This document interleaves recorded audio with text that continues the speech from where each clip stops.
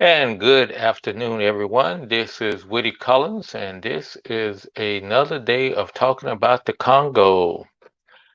I'd like for you to like this presentation, subscribe to it, and also share it to your friends if you find value in this.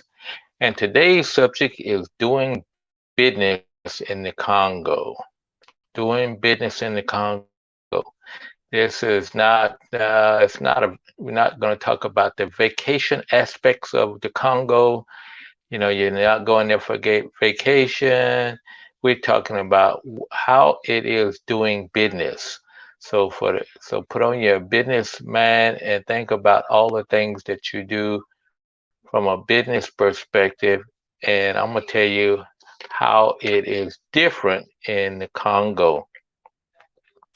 You know, the internet is essential to business these days for us. And also, even the telephone is essential for business. And even computers are essential for doing business. But can you imagine trying to do business without all three of those things? No internet, no no phone, or no computers. And just think about that, how limited you would be.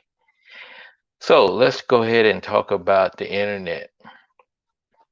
Yeah, one of the things that we look at the internet is not only for communication between companies, with a company. If you got a problem, you can go, uh, contact the company about what's going wrong or what's going right.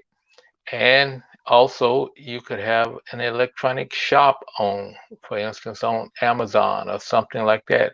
Or you can go check the price. You can go check out what's going on uh, at the store. You can even order uh, groceries and everything like that. But you can't do that in the Congo because they have very limited internet. And so, therefore, you just have to rule it out. And plus, like today, it is here in Indianapolis.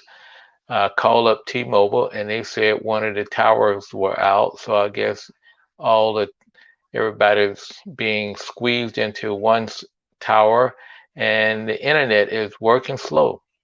It was working slow yesterday, and I got bumped off a couple times. And today it is slow again. And you know, that's not efficient for operating business. What about cell phones? Cell phones are good, but there's an inherent problem, a couple of inherent problems with cell phones as far as doing business. Number one, there is no yellow pages. So how do you know what a business is in existence? Is there a business? What do they sell? What even about a directory, not only yellow pages, but a directory? They don't list all this type of stuff. And since I've already said that you don't have the internet, so there is no even not a directory that you can go to look at. So, it takes an extreme amount of time to get anything done because you have to physically go someplace to find out whether they have it available. Then, while you're there, it'd be wise to go ahead and get the telephone number of that person, that business, so that you can save yourself a trip on the next time, because you can call them and says, "Hey, do you have blah blah blah?" And they can say, "No, but we have AAA." So at least you know what they have and what they don't have. So you have to start building yourself a directory of your own, and therefore it's your own directory and it's not a community directory. And you sometimes you call up other people and says, "Hey, do you notice the telephone number to Toot Booge? I need to ask them what do they have so and so." You may or may not have somebody may or may not have the number, or if they have the number, uh, there's no such thing as rollover and all that kind of stuff. So anyway, with the telephone numbers, so it could be busy. The most common case is the telephone may be somewhere being charged and it's turned off. And finally, because you don't have the computers, I mean, you don't have the cell phones that have limited capability, you don't have the internet to communicate back and forth. You are also limited to computer programs and stuff. So therefore, everything is not electronic. It's it's on paper. So therefore, if you got to send a letter to someone, you got to write it, you got to type the letter out and get it printed and then sign it and so forth. That takes hours to do a little something that would take you maybe 5 minutes of sending an email to somebody, where people accept emails for a lot of cases in business, where in the Congo you can't take a note. You got to actually put a letter together and send it and take the letter to them. You can't send it because the post office is not working. And finally, I would say is one of the most frustrating things about it is because of all those things of the internet, computers, and arcade banking system. People don't take credit cards, and so therefore you got to carry around bundles of money in order to get things done because everything is cash.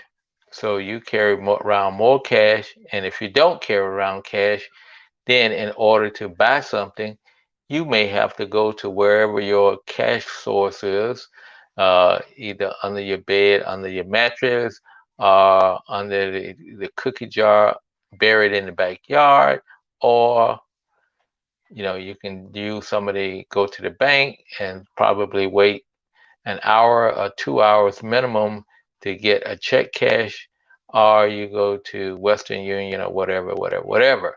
But it takes, because the businesses don't take credit card, it slows down commerce immensely.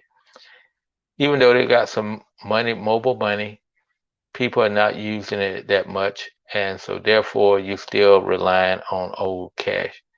So that's just what it's like in the Congo when you're dealing with businesses or trying to do business in the Congo. If somebody wanted to come and buy a product or service from me, they got to find me, they got to bring me the cash, and therefore I can do the transaction with them. I may not even have the transaction. So you get a lot of people walking by and go, "Oh, you got a water filter?" Nope, don't have a water filter. Oh, okay. Somebody said you had one. Nope, we got rid of them all. They're all gone. Haven't bought it anymore. So you spend a lot of time answering useless questions that if people, number one, had my telephone number, they can call and ask me, and I can just tell them no, and that save them some time. Or they could check our product list or whatever the case may be, notice that we don't have any in stock, or you know, send me the money electronically after they've uh, found out that I do have it. So that's what it's like doing business in Congo. As one report put it, it's the worst place in the world to do business. I don't know if that's the worst case, but I'm sure the worst place that I know of. And I'm not even talking about on a personal basis, you know, the inconveniences of personal living. Is just terribly. So thank you for coming on. Thank you for listening to my rant, and we will talk to you tomorrow at 3 o'clock if the internet works. And other than that, take care of yourself. Make sure you do your social distances, wash your hands, and wear your mask. See you then.